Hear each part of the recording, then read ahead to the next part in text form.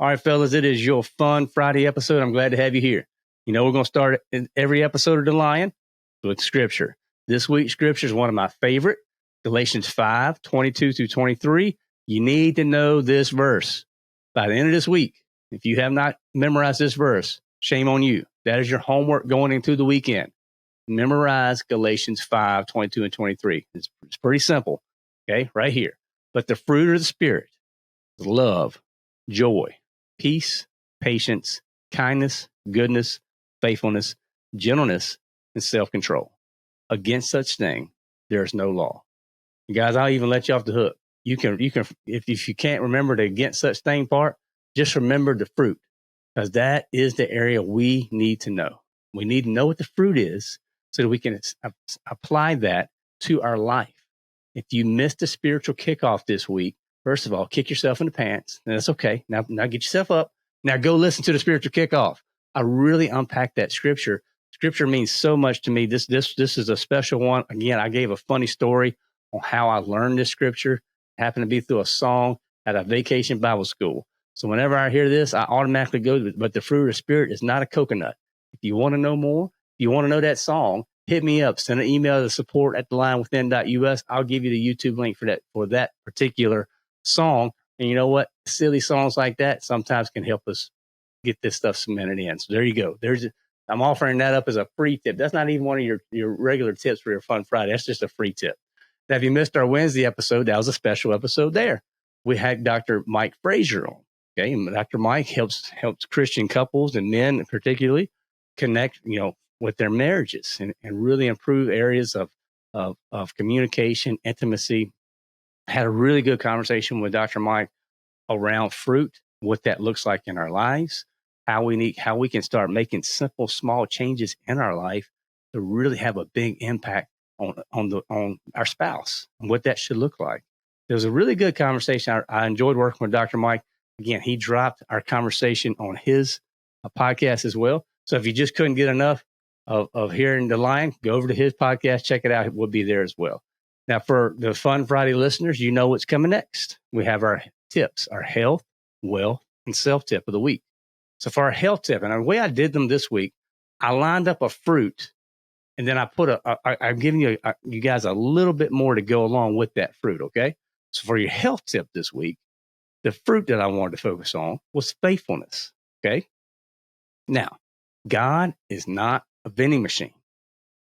Too often we think about going to him when we need something, and hey, I need a A4. Give me that Snickers bar. God's not doing that, right? It's true. He's always there. Dr. Mike talked about, hey, he that's what he likes about God. He's always there. And that is true. He also wants to hear from his children all the time, not just when we need something.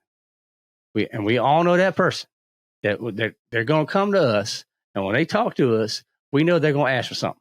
And what do we do when that person comes? A lot of times we just get our guards go up, our defenses go up, or we sigh internally. We're like, oh, here we go again. What's he going to ask for now? Or what's she going to ask for now? Well, I wonder what's wrong this time.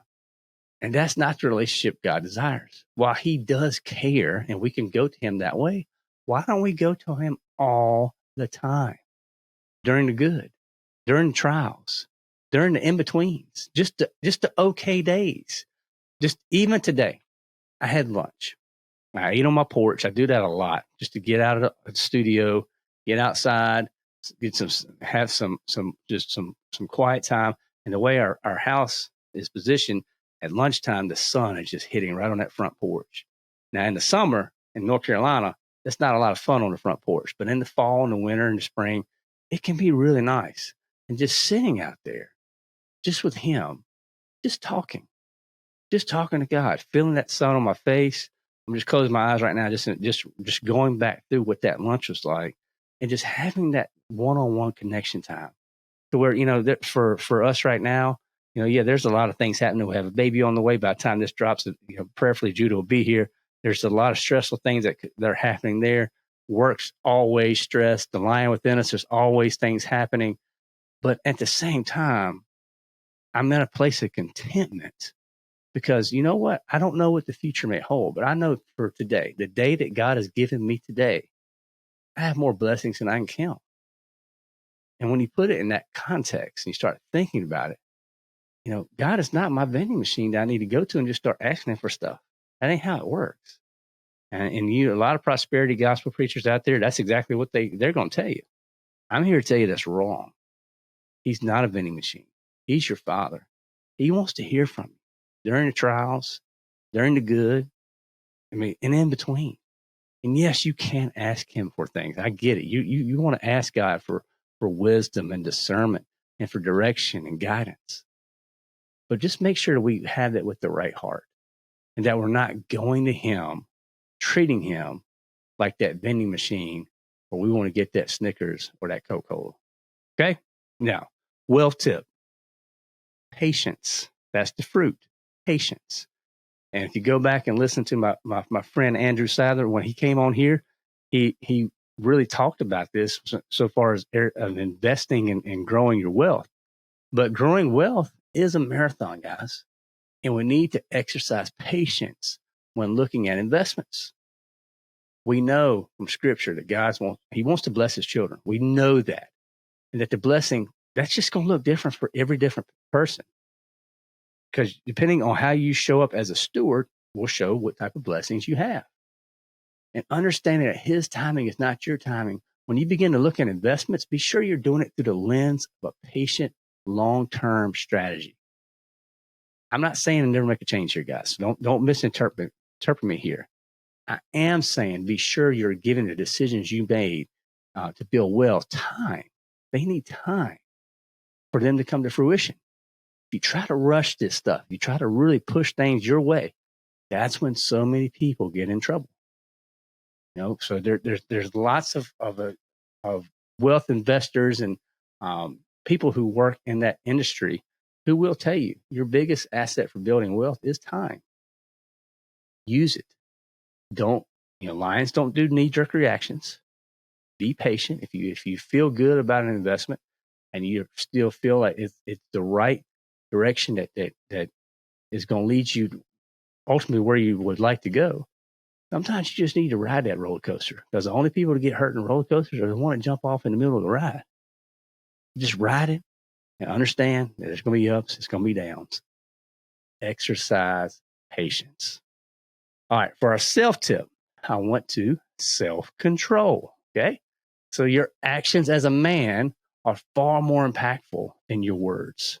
We have to remember this. Be careful here, guys, because you need to exercise self-control at all times. So we can get into a lot of trouble as guys. Our physical size, just the way God designed us, the sound of our voice, like I can drop my voice like this, and I can sound a lot more intimidating, right? To a 10 or 12-year-old little girl, if I drop that octave, all of a sudden, the way daddy looks in their eyes just got a lot scarier. And when that happens, they can shut down. And our wives can shut down. And once they shut down, you've lost. You've lost. The self-control is one of the hardest fruits to ripen. And it definitely is for me. But it has to been, and for me, it's been one of the sweetest. Where I've seen where I have exercised self-control, and that's allowed my children and my wife to open up more to me. The only way this happens is you have to look for opportunities to slow down and make that a practice of exercising that self-control. And sometimes that just can be very simple as taking a few breaths before you jump into an answer or into a middle of an issue or situation. Just take a few breaths. Maybe take two. And I'm talking about deep breaths. And I'm not talking about sighing to where it's drawing attention to you, but just deep breaths. That'll help regulate your heart and get you in a better mood, in a better position, rather, be able to address whatever's happening, have the right heart. Because too often we jump in quick. And we got to remember, this is not a drag race. It's a marathon. So a quick reaction is often a bad reaction. So exercise that self-control. I get it. That everything's around you is on fire. The kids are driving you crazy. Your wife hadn't said anything nice to you in 4 years. And why do you need to exercise self-control? Because change starts with you. And as the spiritual leader, as the head of the home, as a Christian man, it can have your actions have such a huge impact. So I implore you guys, practice self-control, particularly in your home, and then watch that fruit continue to grow and sweeten and manifest and just be abundant in your house. So your health tip, faithfulness. God's not a vending machine. Wealth tip, patience. Growing wealth is a marathon, right? And then your self tip is self-control, understanding that our actions are really more impactful than our words. Okay. So there you go. There's 3 tips right there for your book of the week. I went to a book called The Heart of Leadership. Now I got this as a referral from one of our guys in our line den, Stephen Morris. I really enjoy working with Stephen. He's an amazing man, doing some incredible things. He brought this book up to me, but The Heart of Leadership is really, really good. It's a short read. There'll be links in the show notes, and it just talks about, having a desire for wisdom and expecting the best out of other people, accepting responsibility, how we should respond with courage, and then thinking about others first. But it all wraps around to the ultimate, what it points to is our heart. If you have the right heart as a leader, good things will happen, period. You'll be heading in the right direction because your heart is aligned. Where we get in trouble is when we have the head knowledge, but the heart's not connected. So The Heart of Leadership, again, great little book for you guys, particularly if you find yourself in a leadership position in your company or in a professional setting. This can be a really good, and it's written in a story format where it's not like a traditional self-help book. This is like a story of a dude who's going through these trials at work. And basically he goes on a scavenger hunt. So it's a really fun read. And the scavenger hunt happens to be 5 different people who give him advice that really make an impact on his career and his, just not just his career, but his complete outlook on life in general. So highly recommend that one. Thank you, Stephen, for bringing that one to us, brother. Check out the show notes there for your link to your copy. Now for our dad jokes of the week. Got 2, and we got 1 that's from one of our Lions Den members as well. Now, so here we go. For the one from our Lions Den member, number 1, I told my wife to embrace her mistakes. She gave me a hug. So thank you, Mark Thomas, for that submittal. That was one that came from him. And he, again, part of our mastermind, our Lions Den. He's come to Lion Lunches before. Mark's a very active member of our Lions Den. So very, very proud to be able to bring that dad joke to you from him. Dad joke number 2, I ordered a chicken and an egg from Amazon. I'll let you know. So there you go, guys. Number 1, I told my wife to embrace her mistakes. She gave me a hug. That's for my buddy, Mark Thomas. Number 2, I ordered a chicken and an egg from Amazon. I'll let you know. So guys, I've mentioned 2 guys in this episode who have given referrals that have made it to the Lion Within Us. And again, they are within the Lion's Den. Okay. And the only way you get there is you have to be part of our community. That's it. So go to the lionwithin.us and join our community. Now, our question of the week, we've talked about all week. What fruit are you producing? What fruit are you producing? Because it's either good fruit or bad fruit. There is no in between, guys. And a good tree cannot produce bad fruit, and a bad tree cannot produce good fruit. I'm praying that you're producing good fruit. But if you're not, we really need to take a look and understand and see, what do I need to change so that I can get that good fruit produced in my life? So guys, I hope this one encouraged you this week. I love Galatians 5, that just 22 and 23, the fruit of spirit. That is a scripture we just need to just constantly be reminded of and have in our life. So get out there and use it. Now, it also would encourage you for this week, if one of these conversations helped you, hey, give us a rating and review. Write that right now. Just go do that. That really would help. And then share it with somebody. You can click on to share this episode. Maybe go to our website, to our podcast page. We have all the podcast lists right there, as well as our YouTube channel and all that. Share that out. Connect with us on our social media channels. We are out there on Instagram. We are on Facebook. Although most of our activity is within our community, I still try to have a little bit of a presence on the social media platforms, just because you do what you got to do, right? So go check, connect with us out there on those. But the biggest thing you can do is join the community. So go to thelionwithin.us. You'll see links on the main page. Join that community. Again, Bible study, lion lunches, masterminds, forums, discussions. We got it all.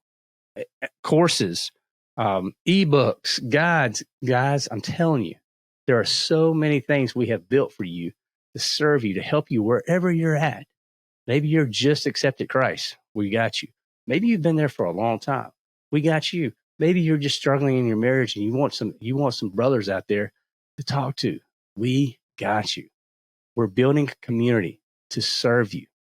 And the only way that you're going to be able to access any of this is take action, quit being a hearer, be a doer, and join the community. So I'll see you on that side. So guys, have a great weekend. Get after it. Remember the fruit of the Spirit. I'll see you back next week.